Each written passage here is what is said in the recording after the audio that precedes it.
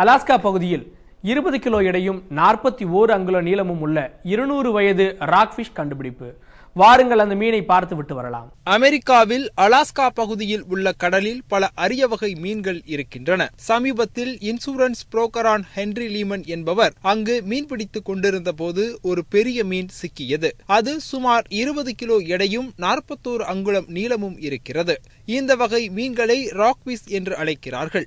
இந்த மீனுக்கு 200 வயது இருக்கலாம் என கடல்வாழ் உயிரின ஆராய்ச்சி ஆர்வலர்கள் கூறுகிறார்கள். இந்த கூற்றை உறுதிப்படுத்த அதை ஆய்வு செய்ய பரிசோதனை கூடத்திற்கு அனுப்பி வைத்துள்ளார்கள். ஏற்கனவே மீன் ஒன்று 175 வயதை எட்டி சாதனை படைத்துள்ளது. தற்போது பிடிபட்டுள்ள மீன் அதை முறியடித்து புதிய சாதனை படைக்கும் என ஆர்வலர்கள் ஆவலுடன் எதிர்பார்த்து காத்திருக்கிறார்கள்.